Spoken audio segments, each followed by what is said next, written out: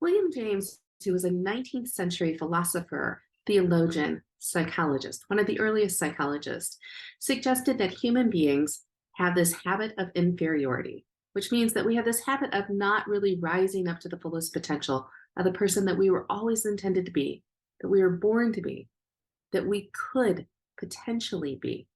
We don't do it. We get in our own ways. We get caught up with the day to day, and we don't know how to really rise to the person that we were always meant to be. Now, Abraham Maslow, the 20th century psychologist, the father of humanistic psychology, said the exact same thing.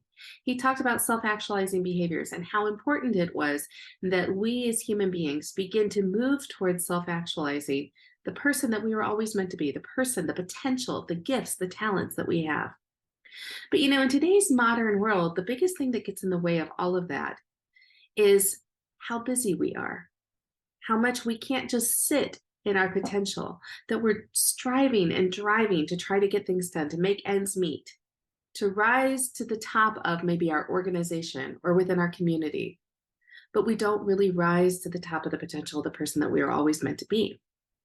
Well, that's what I want to talk about. I am Sara Anderson. I've been a psychotherapist for a couple of decades. I've also been a serial entrepreneur, but most importantly, I am incredibly passionate about the potential of human beings. And what I am going to be talking about, what I'm going to be sharing about going forward on my podcast, on my YouTube channel, on Facebook, anywhere that I possibly can, is I want to talk about what it takes to really rise up to your potential and step into the fullness of the person, again, that you were always meant to be, but that life gets in the way. Now, most importantly, what I want to really talk about is how we exist with one another in organizations, in systems. We are born into a family system. We then become a part of a community system, an educational system, maybe a corporate work environment system. We are a part of systems, so we do not operate in isolation. And I think there is such great opportunity to learn how to, within these systems, become the person that we were meant to be. And I think there's great opportunity for corporations, for example, for communities, for example, for small business owners, to learn how to do that in a way that supports everyone on your team, within your organization, within your community. So again, what I'm going to be sharing with you going forward is a lot of information about things that I tend to talk about with clients during trainings, during workshops, when I'm teaching psychology classes, talking about the essence of how do we step into our fullest potential, perform at our highest level without eroding our sense of self, without losing ourselves into the pursuit of something, so that we truly can begin what Maslow talked about, self-actualizing behaviors, when we really are fully ourselves.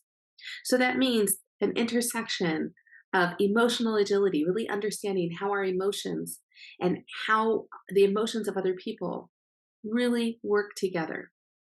That also includes things like trauma-informed practices, psychological safety.